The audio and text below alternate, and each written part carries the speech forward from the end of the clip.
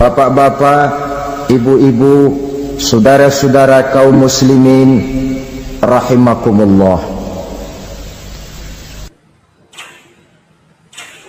Di dalam kehidupan kita sebagai seorang muslim, minimal 5 kali dalam sehari semalam kita mendengar seruan untuk mendirikan solat yang disebut azan.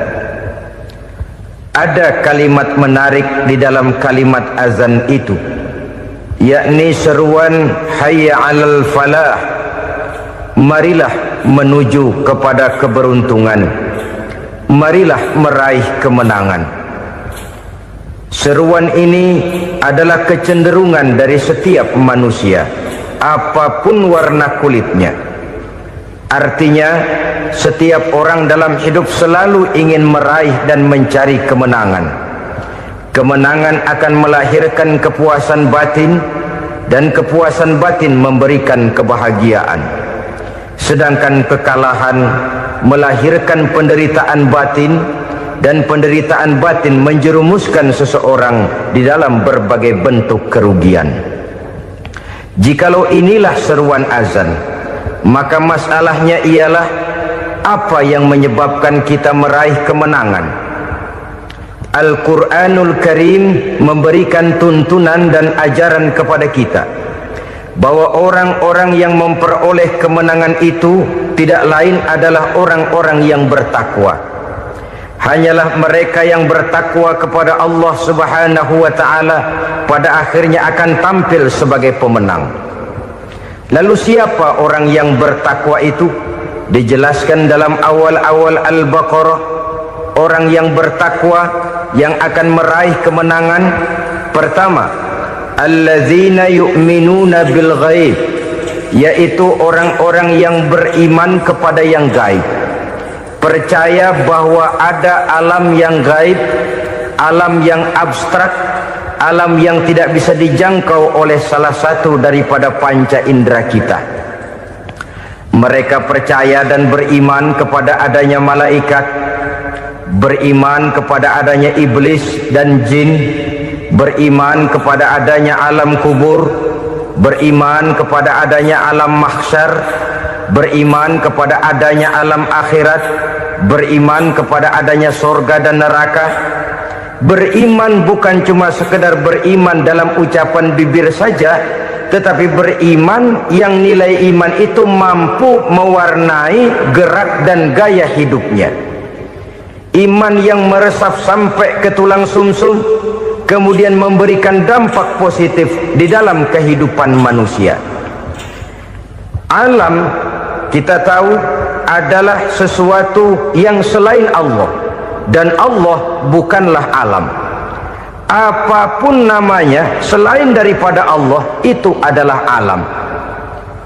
Alam pada hakikatnya terbagi menjadi dua. Ada alam syahadah, alam nyata, alam konkret, alam yang bisa dijangkau oleh salah satu indera kita. Kemudian ada alam ghaib, alam yang tidak bisa dijangkau oleh panca indera kita, alam metafisika, alam abstrak, alam yang wajib kita imani keberadaannya. Kita percaya bahwa malaikat itu ada, kita percaya kepada jin, bahwa jin itu ada, kita percaya kepada adanya iblis dan setan. Bukan percaya kepada iblis dan setannya, percaya bahwa iblis dan setan itu ada. Itu termasuk salah satu daripada sifat orang yang bertakwa kepada Allah. Saudara-saudara kaum muslimin rahimakumullah, kecenderungan pembangunan yang lebih bersifat materialistis biasanya menggeser aspek kehidupan rohani. Orang berpikir empiri, dan dalam pola pikir yang demikian maka alam gaib tidak lagi mendapat perhatian. Aspek kehidupan yang bersifat rohaniah malah mulai ditinggalkan.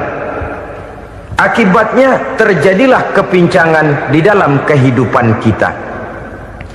Pernah ada satu pengalaman pribadi dalam perjalanan kembali ke tanah air.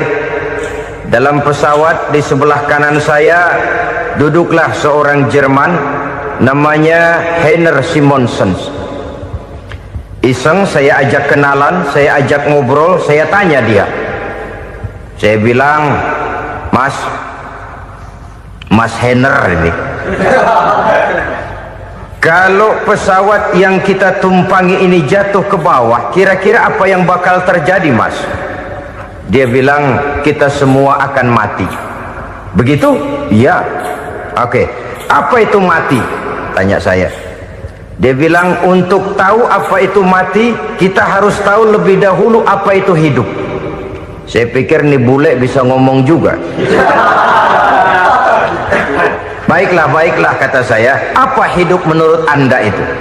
Oh, hidup itu dia bilang, kalau seluruh anggota badan kita bekerja secara normal, paru-paru memompa darah secara normal, jantung berdetak secara normal, sel-sel tubuh bekerja secara fit, dan organisme tubuh hanya mau bekerja secara normal, dia bilang, kalau kita memberi makan yang cukup, menu yang teratur, dan gizi yang lengkap.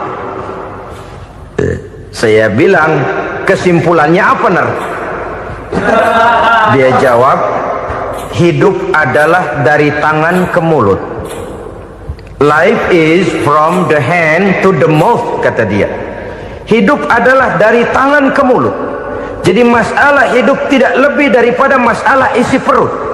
Orang pergi pagi, pulang sore, peras keringat, banting tulang, perut yang dibelain. Saya bilang, you are wrong. Sampean salah, Ner. Kamu orang Islam bukan? Bukan. Pantas. Kenapa saya salah? Dia bilang, ya jelas salah. Salahnya di mana? Kamu ini manusia. Kalau hidup cuma dari tangan ke mulut, saya bilang, kambing di kampung saya juga begitu pikirannya, Ner. Itu kambing di kampung saya, asal perutnya kenyang, sudah hidup dia. Perkara besok bagaimana, lusa prospeknya macam mana, bulan depan ada apa, kambing nggak pernah mikir. Di kampung saya kambing juga pikirannya begitu. Kamu Kristen ya? Tadinya. Loh kok tadinya, lalu apa sekarang kamu ini? Dia bilang, sekarang saya netral. Saya tidak beragama, tapi saya percaya kepada Tuhan sebagai pencipta alam. Saya ingat benar dia bilang, I haven't any religious, but I believe to God as the creator of the world. Kenapa bisa netral begitu, Ner? Habis saya bingung, katanya. Islam bilang Islam baik, Kristen bilang Kristen baik, Hindu Buddha bilang Hindu Buddha baik, semua agama baik. Saya netral sekalian, nggak beragama. Yang penting saya percaya kepada Tuhan. Saya bilang, Ner, kamu ini kayak orang mau beli celana, lalu bingung. Yang satu bilang Levi's bagus, yang satu bilang Blue Jean hebat, yang satu bilang Wool England hebat. Celana ini hebat, celana itu bagus, celana ini hebat, semua celana bagus, kamu bingung. Akhirnya netral, tidak pakai celana. Itu juga salah. Saya pikir-pikir, kemudian saya melihat bahwa dua pola berpikir Heiner ini nampaknya sudah mulai menggejala di lingkungan masyarakat bangsa kita. Disadari atau tidak, secara jujur kita harus berkata, dua pola pemikiran Heiner ini mulai berkembang di tengah masyarakat bangsa kita. Pertama, pola pikir materialisme. Hidup adalah dari tangan ke mulut. Masalah hidup tidak lebih masalah isi perut. Itu yang perlu dibela, dan disitulah arti kehidupan. Pergi pagi, pulang sore, peras keringat, banting tulang untuk mempertahankan perut. Kalau sudah kemari cara orang berpikir, maka buat apa percaya kepada yang gaib? Untuk apa sholat? Untuk apa puasa? Untuk apa zakat? Untuk apa menghadiri majelis taklim? Tanpa kepercayaan kepada yang gaib, hidup berjalan menurut alur empiris dan materialis. Kalau sudah ke sana cara orang berpikir, biasanya orang lalu cenderung menghalalkan segala cara. Hanyalah orang yang percaya bahwa akhirat ada, hanyalah orang yang percaya bahwa alam kubur itu ada, hanyalah orang yang percaya bahwa malaikat itu ada, hidupnya akan lebih terarah dan terkendali.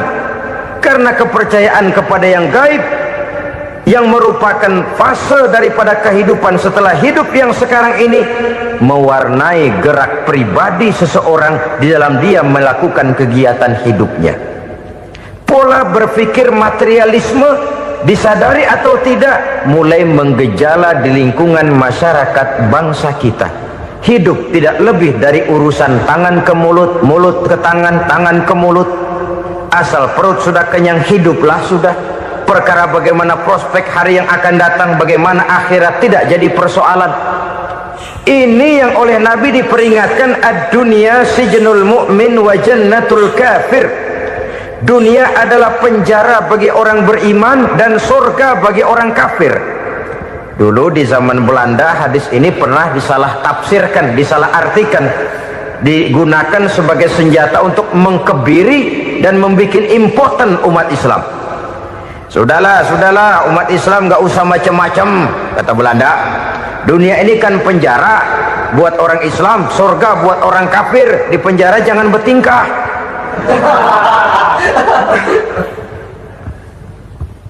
Pengertiannya tidak begitu. Dunia adalah penjara bagi orang mukmin. Artinya dalam kehidupan dunia seorang mukmin tidak bebas memperturutkan hawa nafsunya. Di penjara hawa nafsunya. Sebaliknya surga bagi orang-orang kafir. Buat orang kafir surgalah dunia ini. Mereka bebas memperturutkan hawa nafsunya. Dilarang tidak terlarang, dicegah pun tidak tercegah. Mereka hidup menurut alur bisikan nafsu mereka sendiri. Kemudian bila ajal datang, maut merenggut nyawa, selesailah surganya sampai di situ. Maka bagi orang-orang yang tidak percaya kepada adanya akhirat, kepada adanya alam gaib, surganya sebatas umurnya. Sekali lagi, surganya sebatas umurnya.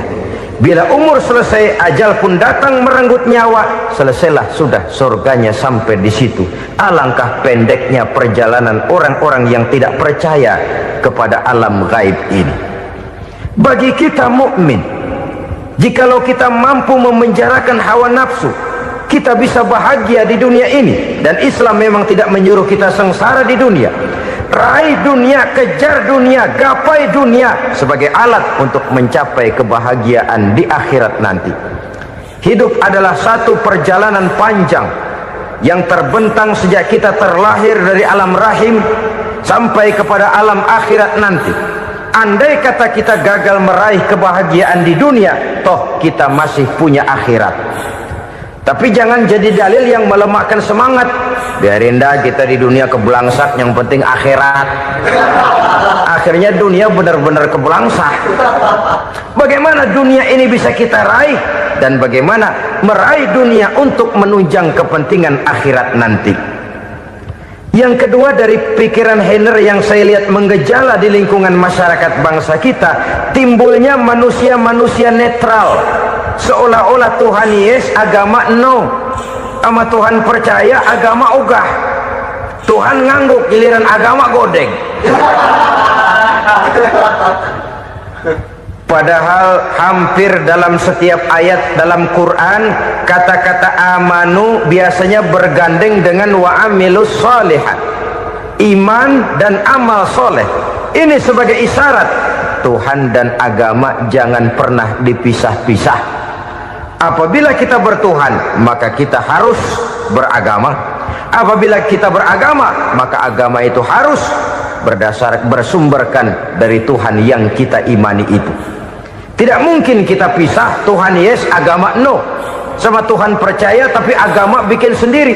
Sembayangnya cukup bengong 2 jam madep ngulon.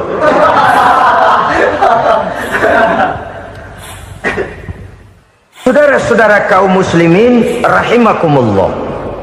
Jadi dengan demikian, agama yang kita akui merupakan unsur mutlak di dalam pembangunan sekarang ini, merupakan bagian dari kehidupan yang menuntun kita bahwa di balik alam nyata ini, di balik alam syahadah ini ada alam gaib.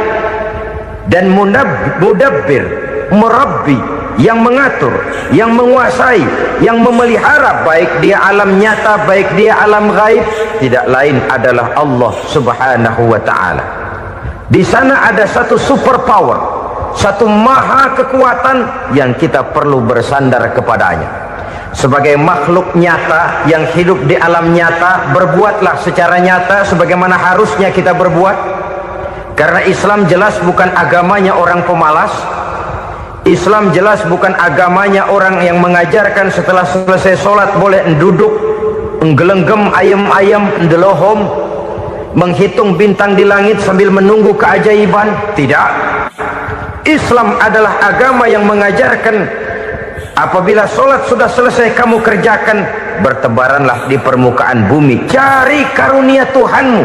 Jangan hidup berpangku tangan menunggu keajaiban, karena hidup bukan undian. Jangan berharap untung besar tanpa mau peras keringat. Tapi di sebalik itu toh kita juga harus yakin bahwa di sisi usaha nyata yang kita lakukan ada satu super power, satu maha kekuatan gaib yang menentukan berhasil dan tidaknya usaha kita. Kepercayaan kepada hal semacam inilah yang mendorong kita untuk mempunyai sandaran vertikal, agar jikalau usaha ini berhasil, kita tidak lupa diri dan lupa daratan. Jikalau usaha ini gagal, kita tidak putus asa dan buruk sangka, tidak cupik pandangan dan sempit hati, tapi mampu melihat persoalan dengan kacamata putih sambil husnuzon kepada Allah Subhanahu wa ta'ala. Kita percaya malaikat itu ada yang namanya Raqib dan Atid, mengawasi gerak hidup kita sampai kepada gerak hati kita. Ini memberikan sugesti agar kita berhati-hati, tidak sejengkal tanah pun kita bisa berlindung dari pengawasan Raqib dan Atid.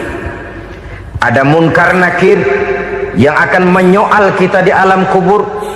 Ada malaikat Malik, penjaga neraka. Ada malaikat Ridwan yang menjaga surga. Kita percaya kepada adanya jin, kita percaya kepada adanya setan, iblis. Percaya kepada adanya, bukan mempercayai si setan, si iblis lalu menjadikannya sebagai teman. Tidak. Percaya bahwa mereka itu ada dan merupakan makhluk Allah yang gaib, yang diciptakan Allah Azza wa Jalla.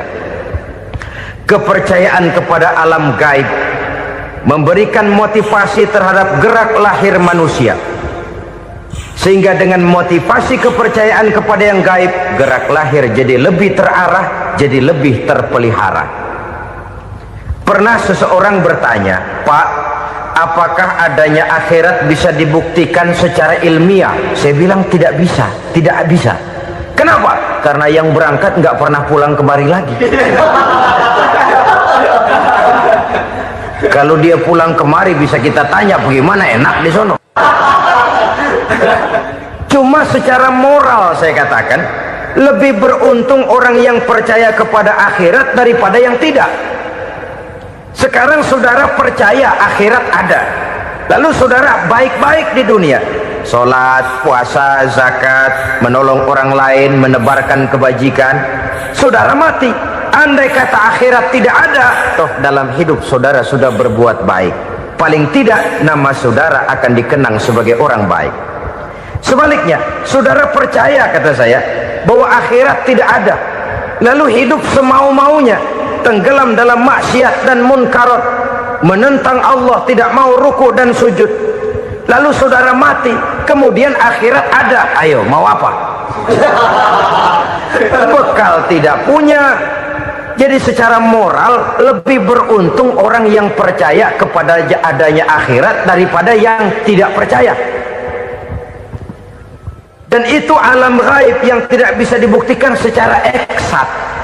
Jangankan untuk membuktikan seperti itu, dalam kehidupan sehari-hari saja yang kita rasakan tidak selalu berbentuk toh. Angin, bagaimana sih bentuknya angin? Kita tidak tahu. Merah, buktinya kalau dikerok merah. Yang merah itu kulit, yang kulit kita bukan anginnya. Sakit, rasa sakit itu ada, tapi bagaimana bentuk sakit kita nggak pernah tahu. Kalau kita makan cabai pedas, bagaimana bentuk pedas itu tidak ada, tapi rasa ada. Bentuk pedas hijau, cabenya bukan pedasnya. Tidak semua yang kita rasakan bisa kita gambarkan dalam bentuk yang konkret. Oleh karena itu, sekali lagi bahwa kepercayaan kepada alam yang gaib mampu memberikan satu sugesti yang menata kehidupan seseorang lebih lurus, lebih terarah, dan lebih terkendali. Maka wajar kalau kepercayaan kepada yang gaib mengantarkan seseorang untuk meraih kemenangan. Kenapa? Dia percaya kepada yang gaib, bahwa akhirat ada, bahwa alam kubur ada, bahwa pertanggungan jawab itu ada. Maka dia lalu tidak hidup saenae udele dewe gitu loh. Tidak hidup menurut seleranya sendiri, terarah, teratur. Ini cirinya yang pertama. Orang bertakwa yang akan meraih kemenangan, mereka beriman, mereka percaya kepada yang gaib. Bahkan hal-hal konkret saja selalu berangkat dari yang gaib. Saudara-saudara, para remaja, para pemuda sekarang ini tidak pernah tahu toh siapa yang akan jadi teman hidup saudara. Kita bisa saja ngerancang, mentargetkan, tapi toh akhirnya yang namanya jodoh bukan kekuasaan kita. Rezeki di luar kemampuan kita. Begitu juga ajal, maut, jodoh, ajal adalah contoh-contoh konkret bahwa pada akhirnya yang gaiblah yang menentukan. Bertahun-tahun ngelancong, emang jodoh seret nggak jadi.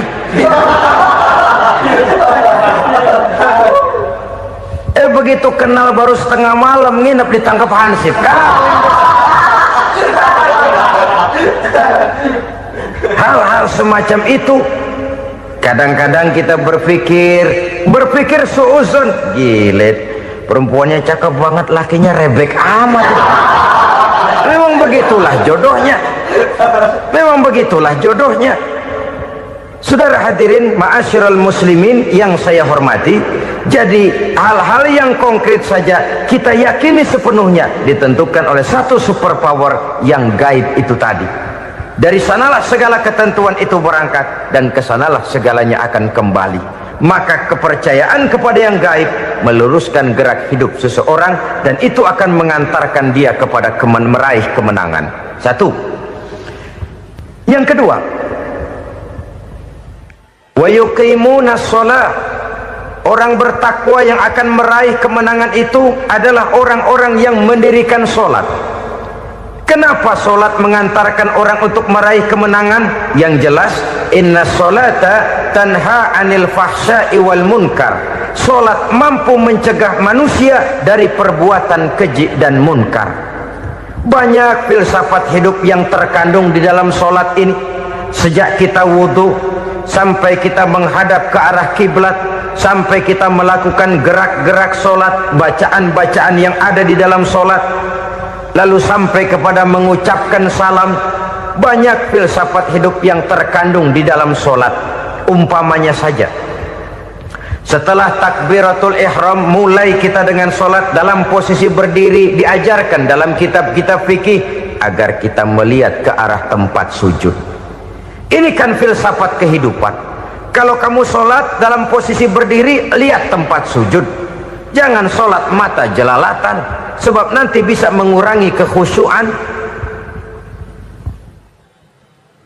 Jadi wajar kalau yang dikatakan bahwa yang paling afdol adalah shaf yang di depan. Kenapa? Secara harfiah pengertiannya akan lebih mengundang kekhusyuan. Kenapa? Kalau kita di shaf paling depan di masjid umpamanya paling banter, kita lihat tembok.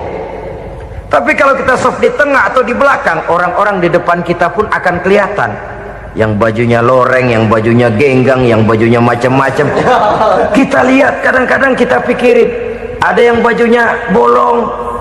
Kita sholat tapi dalam hati, ini orang bajunya robek, yang nggak tahu apa. Ada saja hal-hal yang mengusik kekhusyuan kita. Oleh sebab itu diajarkan dalam posisi berdiri, lihat, arahkan pandangan matamu kepada tempat sujud. Ini kan filsafat kehidupan. Maksudnya apa? Kalau lagi diri lihat dong tempat sujud, kalau udah di atas ingat dong sama yang bawah, kalau sudah tinggi ingat dong dari mana kamu berangkat, kalau sudah berkuasa bantu dong yang lemah, kalau sudah kaya santuni dong yang miskin, kalau sudah alim bimbing dong yang awam. Ini filsafat kehidupan. Dalam posisi berdiri kau lihat tempat sujud. Ini akan melahirkan kepekaan sosial di mana seseorang mau tahu kepada orang lainnya. Bagaimanapun kaya kita, tinggi pangkat dan jabatan kita, jikalau hidup hanya untuk kepentingan perut sendiri saja, rasanya belum membawa manfaat di dalam kehidupan kita. Tapi efek yang tertinggi sesungguhnya, solat mencegah manusia dari perbuatan keji dan munkar. Perbuatan keji dan munkar walaupun kelihatannya mendatangkan uang, membawa keuntungan, tapi itu keuntungan semu, keuntungan sementara. Dengan menipu orang lain kita bisa dapat untung, tapi tidak membawa berkah, dan itu adalah kerugian besar dalam kehidupan kita. Maka untuk meraih kemenangan harus dimulai dengan membentuk kepribadian yang tegar, memiliki sandaran vertikal yang langsung kepada Allah Subhanahu wa ta'ala, dan itu hanya bisa kita tempuh melalui jalur ibadah formal yang sudah ditentukan Allah, yakni solat yang 5 waktu. Untuk memperkuat itu ada solat-solat sunnah, rawatib, nawafil sebagai terminal kontrol cadangan untuk memelihara stabilitas temperatur batin di dalam kita berhubungan dengan zat yang maha gaib, yaitu Allah Subhanahu wa ta'ala. Orang sering bertanya, Pak, itu tetangga saya nggak sholat, duitnya nggak habis-habis, Pak. Nggak sholat tapi mobilnya tambah terus, nggak sholat tapi usahanya makin maju. Tapi di sisi lain ada orang yang rajin sholat, rezekinya butak bener, anaknya mana kurus mana korengan. Saudara hadirin ma'asyiral muslimin rahimakumullah, harus saya katakan bahwa solat memang bukan untuk cari duit. Solat adalah sandaran vertikal kita kepada Allah. Sedangkan soal rezeki itu berkaitan dengan sifat Allah maha pengasih dan maha penyayang. Allah maha pengasih, siapapun dikasih kalau mau usaha. Allah maha penyayang, tidak semua orang disayang oleh Allah Azza wa Jalla. Dan belum tentu banyak harta itu merupakan nikmat, mungkin juga istidraj. Artinya istidraj itu dikasih tapi diambulin, kalau bahasa Betawinya itu. Dikasih tapi diambulin, itu bukan merupakan nikmat, sesungguhnya lebih merupakan azab dari Allah Subhanahu wa ta'ala.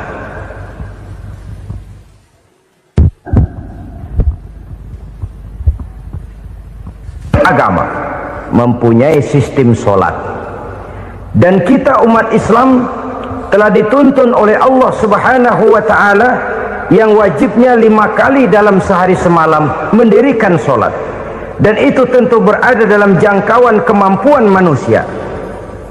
Pada awalnya barangkali kita memang merasa sholat itu satu kewajiban, tapi semakin kita hayati makna, manfaat dan filsafat yang terkandung di dalam ajaran sholat, semakin sampai kita kepada keyakinan bahwa sholat adalah keperluan kita. Sehingga pada waktu tertentu dinilai puncaknya, kita tidak lagi akan berkata saya wajib sholat, tapi kita akan berkata saya perlu sholat. Kalau kita sudah merasakan itu adalah keperluan kita, nah di sanalah kita baru akan merasakan ruginya kalau hal itu tidak kita laksanakan. Sepanjang kita masih berkata saya wajib sholat, kita akan lebih merasakan dia sebagai beban ketimbang sebagai keperluan. Yang jelas Allah tidak memerlukan ibadah yang kita laksanakan ini. Dengan kata lain, andai kata satu dunia penuh ini orang tidak ada yang sholat satu pun, Allah tidak akan turun dari jabatan Tuhan. Jangan lalu berpikir kalau kita ngambek se-RW kagak sembahyang Tuhan tekor kali ini ya. Tentu tidak. Itu perlunya kita, bukan perlunya Allah. Dan pada induknya kita akan berkata, saya perlu agama. Kalau secara induk kita sudah memerlukan agama, maka konsep-konsep yang ada di dalam ajaran agama itu pun adalah juga merupakan keperluan kita. Baik dia bernama sholat, baik dia bernama puasa, baik dia bernama zakat, baik dia bernama haji, seluruhnya adalah keperluan kita. Dan sesuatu yang kita perlukan apabila tidak kita laksanakan akan melahirkan kerugian di dalam kehidupan. Jangan heran kalau kita membaca riwayat perjalanan hidup para salafus soleh, orang-orang soleh. Ada yang tahajud sampai 100 rakaat, ada yang sholat malam kakinya sampai bengkak. Kita sekalinya bengkak biri-biri. Ada yang sholat membaca surah dalam Al-Quran sampai khotam Quran. Kok mau? Mereka sudah merasakan itu keperluan. Itu saja soalnya. Satu saat pun jikalau kita merasa bahwa itu keperluan saya, kita pun akan melaksanakan seperti itu. Keperluan saya dalam kehidupan. Inilah yang kedua. Yang ketiga, orang bertakwa yang akan meraih kemenangan itu, wa mimma razaqnahum yunfikun. Mereka membelanjakan sebagian daripada rezeki yang diberikan Allah kepada mereka. Mereka infakkan di jalan Allah. Ada satu dialog menarik.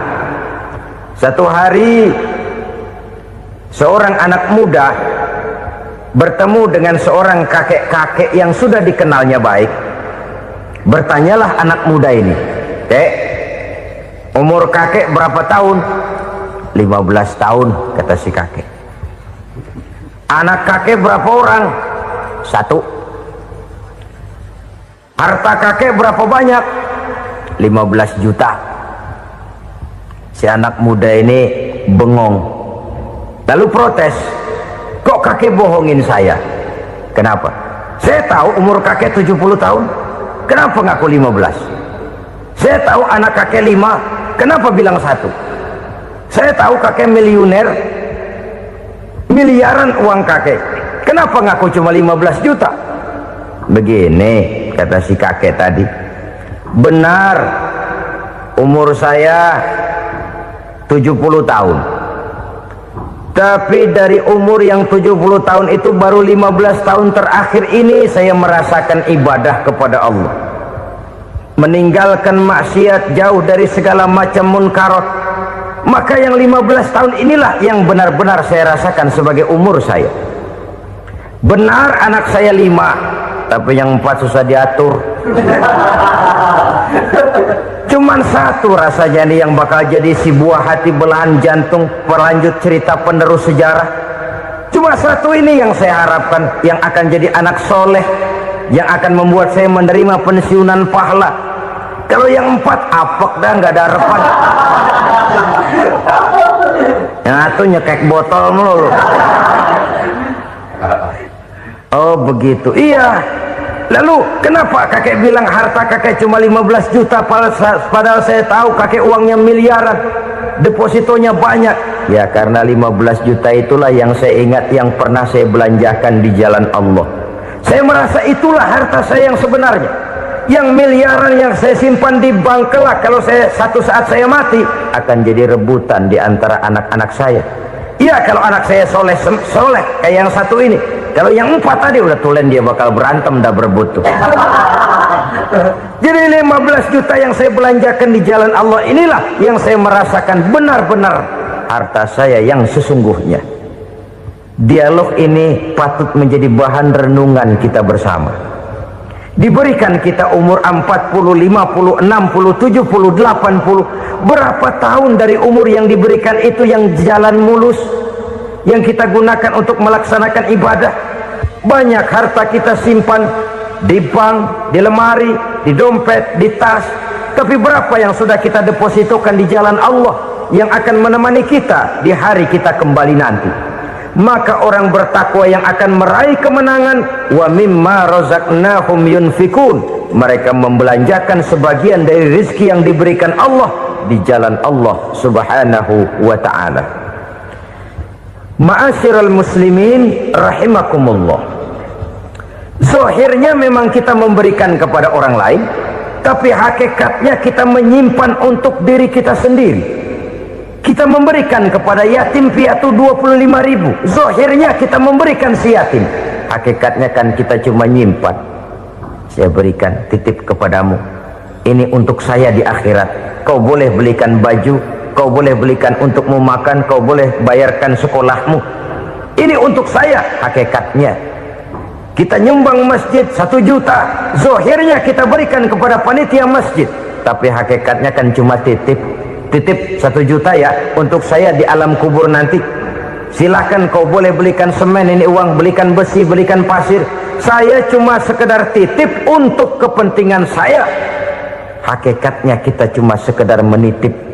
Sebagaimanapun pada hakikatnya, apapun yang kita miliki dalam kehidupan kan cuma sekedar hak guna pakai, bukan hak milik mutlak. Harta kita, rumah kita, kendaraan kita, kebun kita, pabrik kita, hak guna pakai saja. Hak milik mutlak cuma untuk Allah subhanahu wa ta'ala. Saudara-saudara kaum muslimin rahimakumullah, ini yang ketiga. Kemudian yang keempat, orang-orang bertakwa yang akan meraih kemenangan, allazina yu'minuna bima unzila ilaika, mereka yang beriman, mereka yang percaya kepada apa yang telah diturunkan kepadamu Muhammad, ay Al-Quran, yakni Al-Quranul Karim. Setelah percaya kepada yang gaib, mendirikan solat, kemudian menginfakkan sebagian dari rezeki yang diberikan Allah, mereka juga lalu percaya kepada yang diturunkan terhadap Nabi, yaitu tidak lain Al-Quranul Karim. Sekali lagi di sini, percaya bukan hanya sekedar percaya saja, tetapi percaya lalu menjadikan Al-Quran itu sebagai pedoman hidup. Sebab memang Al-Quran itu adalah GBHM, garis-garis besar haluan muslim. Apa yang harus kita lakukan, apa yang harus tidak kita lakukan, bagaimana mestinya kita bertingkah laku dan berbuat, seluruhnya tercantum di dalam Al-Quranul Karim. Itu sebabnya ketika satu hari Aisyah ditanya bagaimana akhlak Rasul, beliau menjawab, kana Rasulullah sallallahu alaihi wasallam khuluquhul Quran. Akhlak daripada Rasulullah tidak lain adalah Al-Quran. Jawaban simpel ini memberikan gambaran bahwa keseluruhan daripada konsepsi Quran sudah diterjemahkan dalam kehidupan Rasulullah sallallahu alaihi wasallam. Karena kita tahu akhlak adalah keseluruhan dari gerak hidup manusia, sejak ia berpribadi, berumah tangga, bertetangga, bermasyarakat, sampai kepada berbangsa dan bernegara. Al-Quran tetap memberikan sentuhan nilainya. Oleh karenanya, orang-orang yang bertakwa adalah orang-orang yang menjadikan Al-Quran sebagai pedoman dalam kehidupannya. Dan kita yakini Al-Quran diturunkan kepada Nabi Muhammad bukan merupakan produk Nabi Muhammad. Isi dan redaksinya langsung dari Allah subhanahu wa ta'ala. Kemudian cirinya yang kelima, orang bertakwa yang akan meraih kemenangan itu, wa ma unzila min qablika, tidak hanya sekedar percaya kepada yang diturunkan terhadap Nabi Muhammad yaitu Al-Quran, mereka juga percaya kepada apa yang pernah diturunkan kepada para nabi, kepada para rasul sebelum Nabi Muhammad. Percaya kepada adanya suhuf, percaya kepada adanya Taurat, percaya kepada adanya Injil, percaya bahwa Allah dahulunya sudah menurunkan Taurat kepada Musa, percaya bahwa Allah sudah menurunkan Injil kepada Isa, percaya Injil ada, Taurat ada, diturunkan Allah untuk Isa dan Musa, tetapi tidak wajib mengamalkannya karena kita sudah diberikan Al-Quranul Karim. Ini yang perlu saya garis bawahi. Kita percaya Allah telah menurunkan Injil dahulu kepada Isa. Kita percaya bahwa Allah telah menurunkan Taurat dahulunya kepada Nabi Musa. Kadang-kadang ini dijadikan dalih, dikacaukan pengertiannya. Quran saja mengajarkan bahwa orang yang bertakwa harus percaya kepada Injil, maka pakailah Injil. Apalagi kalau ayat sebelumnya ditilap, dihapus, dihilangkan, Injilnya yang ditekankan, maka akan terjadilah penekanan yang salah arah. Karena salah arah akhirnya bisa merusak dan menghancurkan akidah. Ketika Rasul suatu saat pernah ditanya orang, "Ya Rasul, bagaimana sikap kita sebagai muslim terhadap Injil yang ada sekarang?" Beliau menjawab, "La tukadzibuhu jami'an wa la tusaddiquhu jami'an." Jangan didustakan seluruhnya, jangan juga dibenarkan semuanya. Artinya, ini sudah merupakan gambaran dari Rasul bahwa dalam Injil yang ada sekarang masih ada ajaran-ajaran tauhid yang dibawa oleh Nabi Isa dan diajarkan kepada umatnya.